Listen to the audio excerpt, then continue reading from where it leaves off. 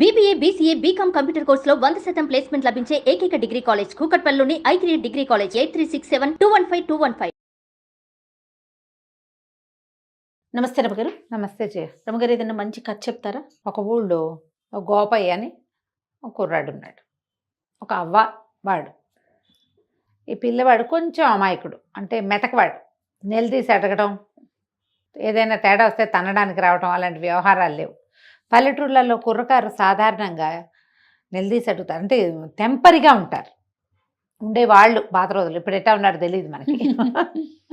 ఏదైనా తేడా వస్తే నువ్వు నిన్న అట్లానో ఇవాళ ఇట్లా అంటున్నావు అదేంటిదే అలా మాట్లాడగలరు, నిలబడతారు వాళ్ళ కోసం వాళ్ళు. వీడికి అంత నిలబడ్డం రాదు, స్టాండ్ తీసుకోవడం రాదు, కొంచెం మెతకవాడు అనమాట. అవతల వాళ్ళు గద్ది ఇచ్చారనుకో ఏమో లేని ఊరుకుంటాడు పిక్కమొహం వేసుకుని. అవ్వకి జాలిగా ఉండేది, అయ్యో వీడు రేపొద్దున ఎట్లా బతుకుతాడు అమ్మ నాన్న లేనివాడు అని జాలిగా పిల్లవాడిని కాచి కాపాడేది. అయితే ఏమైంది, ఆవిడకి అంత్యకాలం సమీపించేసరికి ఆవిడ ఏమందంటే, ఒరే నాయన, ఎప్పటి నుంచో మీ నాన్న పోకముందు నుంచి కడుపు కట్టుకుని కూడబెట్టాను, అటక మీద జాడీలో 5,000 రూపాయలు ఉన్నాయి, ఈ ఊళ్ళో నువ్వు బతకలేవు, నీ మెతకతనం వీళ్ళందరికీ తెలుసు, నిన్ను బతకనీరు, డబ్బులు లాగేస్తారు, పక్కనున్న పట్టణానికి వెళ్ళిపో, నువ్వు చక్కగా గేదెలని పోషణ అది బాగా చేయగలవు, మనకు పద్ధతి కూడా ఉంది, ఓ 10 గేదెలు కొనుక్కొని హాయిగా పాల వ్యాపారం పెట్టుకో, చక్కగా వ్యాపారం బాగుంటుంది, కొత్త చోటు కాబట్టి నీ మెతకతనం అంత తొందరగా బయటపడదు, ఆ పాటికి నువ్వు స్థిరపడిపోతావు. అదేలే, ఎవరన్నా చుట్టుపక్కల ఇళ్ళ వాళ్ళతో మాట మంచితనంగా ఉన్నావంటే వాళ్ళు నీకు సపోర్ట్ చేస్తారు అని చెప్పింది. పిల్లవాడు ఈ గోపయ్య కూడా సరేనన్నాడు. కొద్ది రోజులు గడిచాక ఎప్పుడో అవ్వ నిద్దట్లోనే వెళ్ళిపోయింది.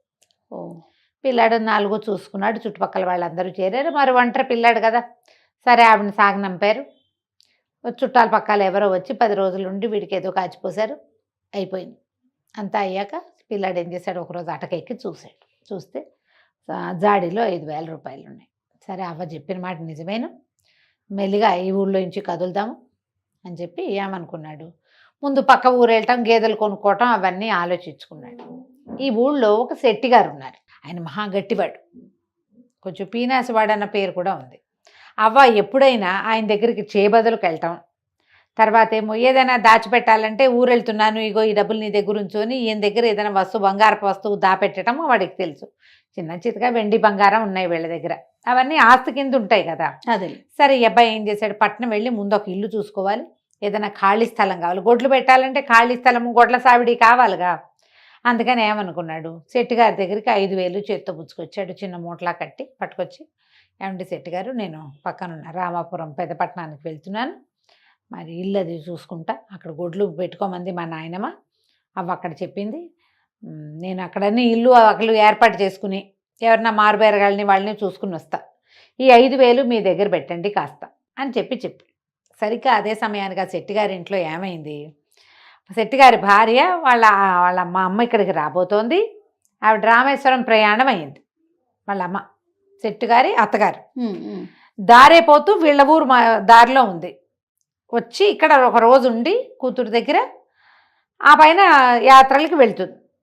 మా అమ్మ రాకరాకొస్తోంది, 3 ఏళ్ళయింది వచ్చి, ఒక చీర కొనుక్కురండి మా అమ్మకి అంటుంటే ఈయన అంటాడు, ఆ దారిపోయే వాళ్ళందరికీ దారిన పోతూ వస్తుంటే ఆవిడకు చీరలు ఎక్కడ పెడతాం, చీరలో సార్లో నేను పెట్టను అన్నాడు. ఆవిడ, మా అమ్మ దారిపోయేది ఎందుకయింది, మా అమ్మ కదా, పెళ్ళై 10 ఏళ్ళు అయితే ఎన్నిసార్లు జరిపింది, మనకి పండగ పబ్బాలు జరిపింది, 3 సార్లు బట్టలు పెట్టింది, రాక ఈ ఊరు వచ్చి ఒక నిద్ర చేస్తే చీరన్నా పెట్టదు పెద్దదానికి అంతేగా అని పెళ్ళామంటోంది. ఈయనేమో నేను అట్టా పెట్టనన్నాడు. ఈ లోపల ఏమైంది, వాళ్ళిద్దరూ మాట్లాడుకుంటూ ఉండగానే వీడు వెళ్ళాడు, మనవాడు గోపయ్య. ఈ వాక్యాలు చెప్పడానికి లోపలే ఏమైంది, ఈ పెళ్ళామేమో ఈవిడ సణుగుతుంటే ఏమన్నాడు, ఆ తర్వాత చీరల సంగతి పొయ్యి మీద కూర మాడుతోంది, పోయి చూసుకో అని కేకేశాడు. ఈ అబ్బాయి అక్కడే ఉన్నాడు, పొయ్యి మీద కూర మాడేటప్పుడు. ఆవిడ లోపలికి వెళ్ళింది, పొయ్యి మీద కూర ఏదో సవరించింది. ఈ లోపల ఈ గోపయ్య ఆవిడ లోపలికి వెళ్ళిన సందర్భంలో 5,000 రూపాయల వాక్యాలు ఈయనకి చెప్పి 5,000 ఈయన చేతిలో పెట్టాడు. చేతిలో పెట్టేసరికల్లా ఈయన ఏం చేశాడు, అటగేలే ఏముంది, దిక్కులేని వాళ్ళకి ఏదో ఒక సహాయం చేయాలి, మీ అవ్వలేదు, పేద సాదాకి సాయం చేయడానికే కదా మనిషి అన్నవాడు ఉండేది అన్నాడు. అనేసరికి లోపల పెళ్ళాం, ఇట్లా దిక్కుమాల వాళ్ళందరికీ సహాయం చేస్తాడు, సొంత అత్తగారు పెద్దది రామేశ్వరం యాత్రలకు వెళ్తూ మన ఇంటికి వస్తే ఓ చీర పెట్టడానికి ఏడుస్తాడు చచ్చినాడు అని తిట్టుకుంటూ ఏం చేసింది, కింద నుంచి ఒక కొండ ఏదో ఎత్తి పైన పెడుతోంది. ఎప్పుడైతే ఆవిడకి ఊహ వచ్చిందో ఆ కొండ ఎత్తి గోడకేసి కొట్టేసరికల్లా ఆ ఈ శెట్టి గారిది ఆ వంట చేసుకునేటిది ఒక పాక ఈ గోడకి నిండా నీళ్లు నా కుండ తగిలేసరికల్లా అది ఇలా వజవజలాడినట్టు కదిలిపోయింది. ఆ గోడను ఆనుకుని వాకిలి నడవా ఉంది. ఎప్పుడైతే ఈ గోడ కదిలిందో కుర్రాడు కంగారు పడి, గోపాయి ఏంటండి భూకంపం వచ్చినట్టు అదిరిపోతోంది, ఇట్లా అదిరిపోతుంది ఏంటండి అన్నాడు. అనగానే శెట్టి గారు చెప్పాడు, ఆ భూకంపాలు వస్తున్నాయో ఇవాళ రేపు ఈ పూట భూకంపం వచ్చింది అన్నాడు. కుర్రాడు ఏం గుర్తు పెట్టుకున్నాడు, భూకంపం వచ్చిన రోజు శెట్టి గారికి డబ్బు ఇచ్చానని పెట్టుకున్నాడు. సరే వెళ్ళొస్తానండి అంటే, క్షేమంగా వెళ్ళి లాభంగారా, మెల్లిగా నిదానంగా చూసుకునిరా, 4 చూసుకున్నాకరా, నీ డబ్బులు ఎక్కడికి పోవు, నేను ఇస్తానన్నాడు. అనేసి పంపించేసాడు. ఈ గోపయ్య పక్కనున్న పట్టణానికి వెళ్ళాడు. వెళ్ళి ఓ ఇల్లు వాకిళ్ళు వెతికాడు. అద్దెకి ఇవ్వబడను అని చెప్పిన అన్ని ఇళ్ళు చూడగా ఏవి కుదరల. బాగా చీకటి పడే వేళకి చుట్టాలింటికి పోయి పడుకున్నాడు. 3, 4, 5, 6 రోజులు తిరిగాడు. తిరగక ఒకరోజు ఊరికి పెడగా ఉన్న ఒక ఇండిపెండెంట్ ఇల్లు ఈ అబ్బాయికి కనపడింది. కొంచెం పెడగా ఉంది, దాని పక్కన పెద్ద ఖాళీ స్థలం కూడా ఉంది.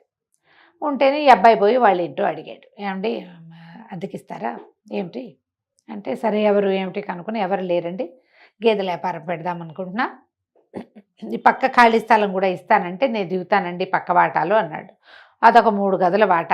ఆయన కూడా ఏం ఊరు ఏమిటి సేమ్ కులం అవి తెలుసుకున్నాడు. కుర్రాడు బుద్ధిమంతుడిగా ఉన్నాడని భావించి, దాంతో ఏముంది నాయన, తప్పకుండా మాకు పక్కన గొడ్డు గోదండి మనుషులు సందడిగా ఉంటే బాగుంటుంది, ఇదేమో ఊరికి పెడగా ఉంది, అదే ఎవరు వచ్చేవాళ్ళు లేరనుకుంటూ ఉంటాం. ఇప్పుడు పాలు వ్యాపారం అంటే పూట వస్తారుగా, 2 పూట్ల మనుషులు, కొంచెం సందడి పెరిగి రేట్లు పెరుగుతాయి ఆ ప్రాంతానికి అని ఆయన ఒప్పుకున్నాడు. ఒప్పుకుంటే ఆయన కూతురు వచ్చి, ఆ పిల్ల 18, 20 ఏళ్ళు ఉంటాయి, పిల్ల కొంచెం గట్టిది. ఆ అమ్మాయి ఏమంది, సరే కబుర్లకేముంది, అద్దె మాత్రం 100 రూపాయల నెలకి, గొడవలకు దిక్కకూడదు అని గట్టిగా చెప్పింది. పిల్ల చూస్తే చక్కగా ఉంది. సరే అన్నీ ఒప్పుకున్నాడు. ఒప్పుకున్నాక ఏమైంది, నేను ఊరు వెళ్ళండి, డబ్బులు అవి తీసుకుని మరి సామాన్లు అవి సర్దుకొని వస్తానండి, కొంచెం వాట కడిగిచ్చి పెట్టండి అని చెప్పి వచ్చేసాడు.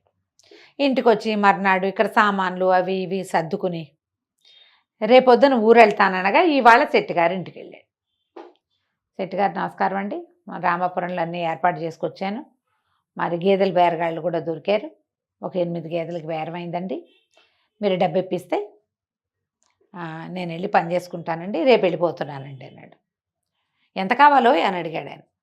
ఎంత కావాలి ఏంటండి, నేను మీ దగ్గర పెట్టిన డబ్బు ఇచ్చేయండి అన్నాడు. నువ్వు నా దగ్గర ఏం పెట్టావు అన్నాడు ఆయన. అనేసరికి కుర్రాడు నిర్ఘాంతపోయాడు. అదేంటండి, 5,000 రూపాయలు మా అవ్వ అటక మీద జాడీలో పెట్టినవి నేను మీకు తెచ్చిస్తాను కాదు, ఫలానా రోజు నేను ఊరెళ్ళే రోజు, నేను రామాపురం వెళ్ళేటప్పుడు మీ ఇంటికేగా తొలిగా వచ్చాను అనేసరికి అలా ఆయన అన్నాడు, అవురవరా నా దగ్గర డబ్బులు పెట్టడం ఏమిటి, నువ్వు అవ్వమన్నాడు, నాకు అంతే తెలుసు, రామాపురం వెళ్ళొస్తానని చెప్పావు అంతే, నువ్వు మా ఇంటికి రాలేదు, నాకు డబ్బులు ఇవ్వలేదు. కాదండి ఆ రోజు భూకంపం వచ్చిన రోజు అండి అన్నాడు. భూకంపం రావటం ఏమిటి అని ఆయన కేకలు పెట్టాడు. చుట్టుపక్కల అందరూ చేరారు. వీడు మెల్లిగా మాట్లాడుతున్నాడు. డబ్బులు తీసుకునే వాళ్ళు గట్టిగా ఎందుకు అరుస్తారు, డబ్బులు ఉన్నాయని అందరికీ తెలిసిపోతుంది, అదే కదా, ఇవ్వదలుచుకోని వాడు ఎంతైనా అరుస్తాడు అంతే. ఆయన పెద్ద పెద్ద కేకలు పెట్టాడు. చుట్టుపక్కల 5-6 గురేళ్ల వాళ్ళు చేరారు.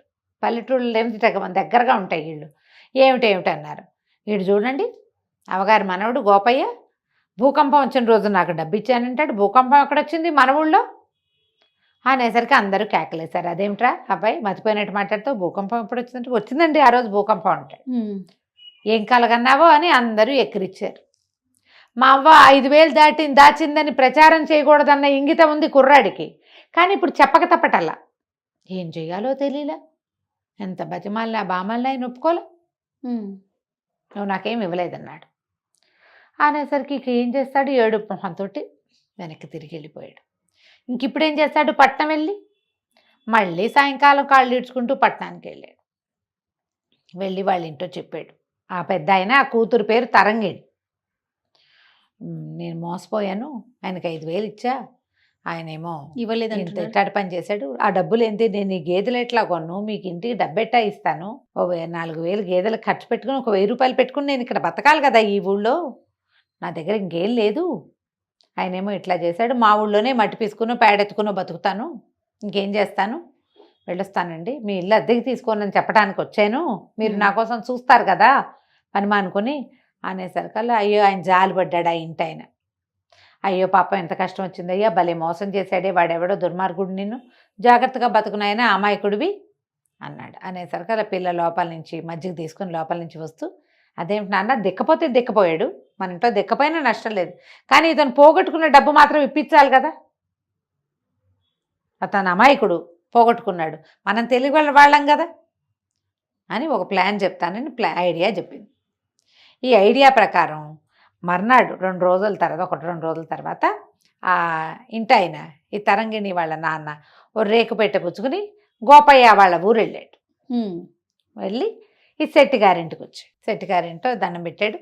అయ్యా మరి మీరే కదండి శెట్టి గారు, నేను గోపయ్యకి కాబోయే మామగారినండి, వాళ్ళ అవ్వ ఉండగానే పిల్లని గోపయ్యకి ఇచ్చి సంబంధం కుదుర్చుకున్నాం, ఆవిడేమో మీ ఊరు రామాయణంలో పెళ్లి చేయాలని మాతో మాటిచ్చింది, ఆవిడ పోయింది కదా, ఏడాది లోపల పెళ్లి చేస్తే ఆవిడకి ఉత్తమ గతులు కలుగుతాయని నేను డబ్బు గిబ్బు అన్నీ సవరించుకుని వచ్చానండి, మీరు పెద్ద మనిషి, ఈ ఊళ్ళో మీరే చాలా పెద్ద మనిషి అని చాలాసార్లు అవ్వగారు చెప్పింది పెళ్లి మాటలకు వచ్చినప్పుడు, ఈ పెట్టెలో 60,000 ఉన్నాయండి, రేకు పెట్టె ఒకటి తెచ్చాడు, ఆ పెట్టెలో 60,000 ఉన్నాయి, పెట్టె మీ దగ్గర ఉంచండి, ఎందుకంటే నేను ఈ ఊరు వాడిని కాదు, ఇక్కడ ఏర్పాట్లు చేయాలి, వంట వాళ్ళని మాట్లాడుకోవాలి, పురోహితుడిని మాట్లాడాలి, సన్నాయి వాళ్ళని మాట్లాడాలి, 4 ఏర్పాటు చేసుకోవాలి కదా, రామాలయంలో చెప్పాలి, ఇవన్నీ ఉన్నాయి, ఈ డబ్బులు పుచ్చుకుని ఊరంతా నేను తిరగలేను, నాకు ఇక్కడ ఇంకో ఆనుపాను లేదు, మీరు మహానుభావులని చాలా పెద్ద మనిషి అని నేను విన్నాను, ఈ 60,000 రూపాయలు పెట్టే మీ ఇంట్లో ఉంచండి, ఓకే, వీళ్ళు వెంబడి 1000 చొప్పున తీసుకుంటా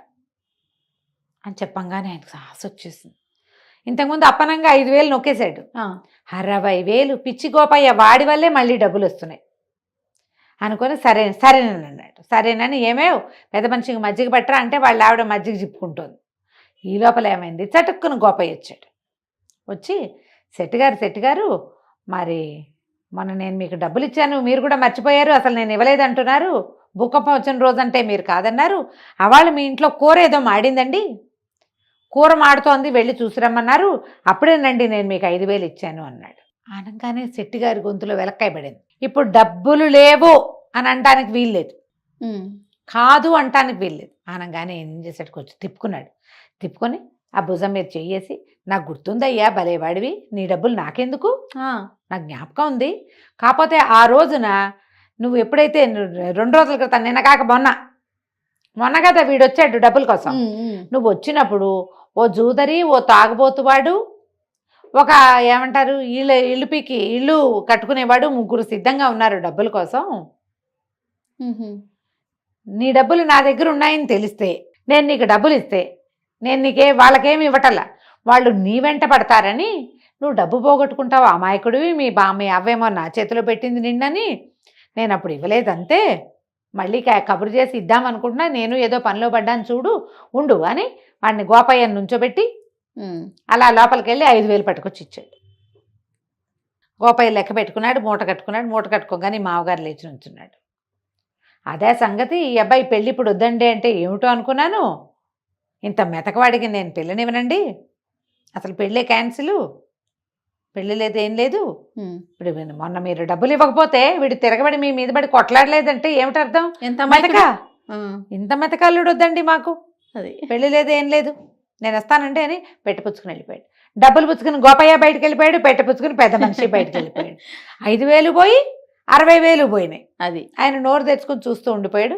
వీళ్ళిద్దరూ అదే ఒకే దారిలో నడిచెళ్ళి గోపయ్య వాళ్ళ ఇంటికి వెళ్ళి కాస్త 4 సామాన్లు సర్దుకుని ఆ గోపయ్యకి సహాయం చేసి బరువుగా ఉన్న పెట్టి తీసుకెళ్తుంటే ఆయన దిగులుగా చూసేట, బెట్లో ఏం లేవు, మామూలు బట్టలు పెట్టుకొచ్చాడు.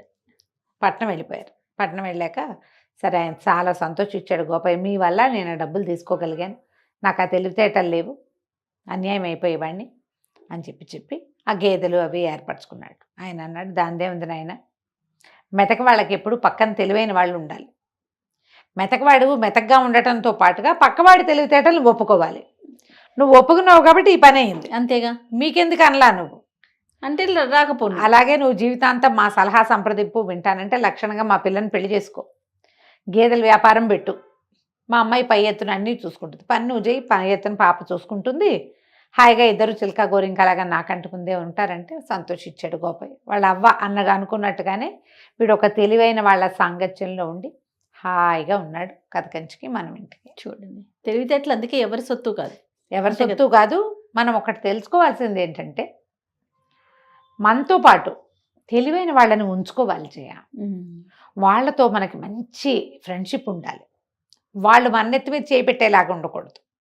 కాస్త జాగ్రత్త పడి మనకు అంత తెలివి లేదంటే తెలివిగా ఉన్న వాళ్ళతో ఫ్రెండ్షిప్ చేయి అది చక్కగా. నిజం రమ్మగారు, అప్పుడే కదా? మన అచీవ్మెంట్ అనేది ఇంకా 100% సక్సెస్ అవుతుంది అవును కదండి. అవును.